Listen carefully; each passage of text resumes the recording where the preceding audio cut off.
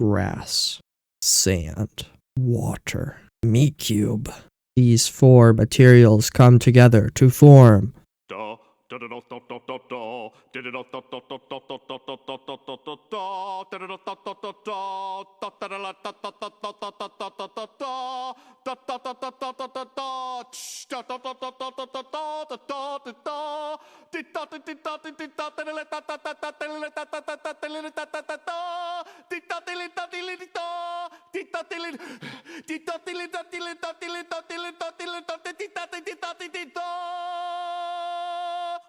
Oh my gosh, it's Oaklands 2! I can't believe it!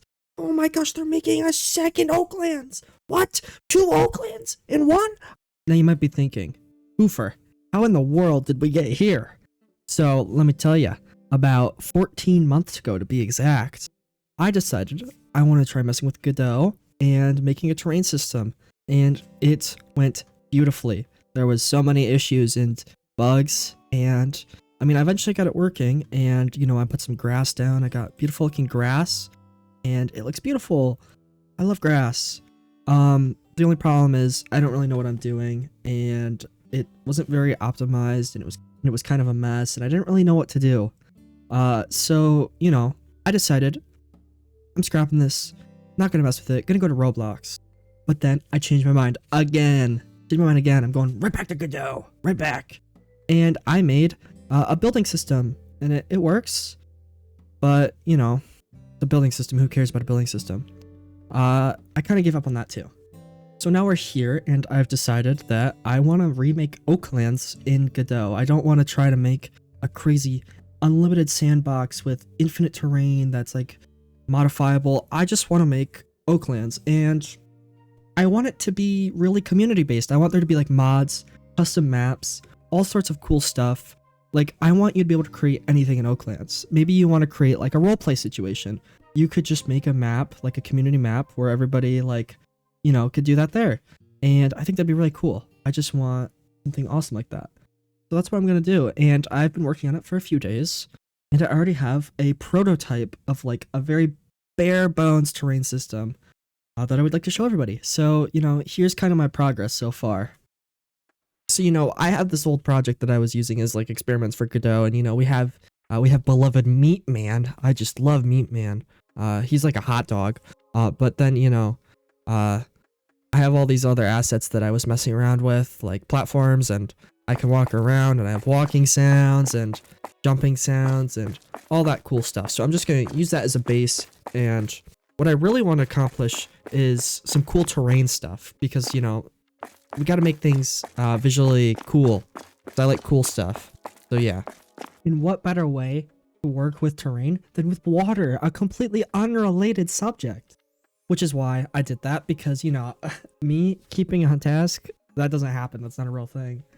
So, you know, I found this cool water shader and I made it pixelated, and it's so awesome because you can just like make it rise and fall and rise and fall. And I would just keep doing that over and over again. And instead of doing work, I would just do that. I'd just mess with the water. Somebody please help me, because I can't stop working with the water. Well, now that I'm actually trying, I made some terrain using a plugin called Terrain 3D. It's an add-on for Godot, and it's pretty freaking awesome. It allows you to make 2D height map based terrain. So, you know, I added some grass, some sand. The blending isn't very nice with it yet. I have to do these things called height blends, and I don't know how to do them yet, so I have to learn. But yeah, it looks so awesome. You know, the way the water clashes with the sand, I just love it. So I'm able to make terrain in my Godot, but I want other people to be able to edit terrain. That's what I'm going to do next. I really want to just make a terrain editor in Godot that uses the Terrain 3D plugin. And yeah. And boom, just like that, with the power of editing magic, I magically have a terrain editor. Well, not really an editor. You can just make the terrain go up and down. But, you know, that's not the point. I just click the magic create terrain editor button, and boom, now it works like a charm. You know, obviously there's a lot I still need to do, like a free cam mode and like all the other options and brush patterns, and there's no UI, but it is so awesome. I love how I can just make the terrain go up and down and up and down, and I can walk through it. And I think we should ignore the fact that when I create terrain in a specific way, it crashes my game. Why does that happen? I don't know. Hopefully that just goes away with the magic fix bug button. So I made this little basic brush prototype with the UI because I've never used Godot UI before, and I'm not gonna lie, I don't really like it. I don't like how Godot's UI system works at all, and I tried looking for alternatives, but I couldn't really find anything that would fit my needs.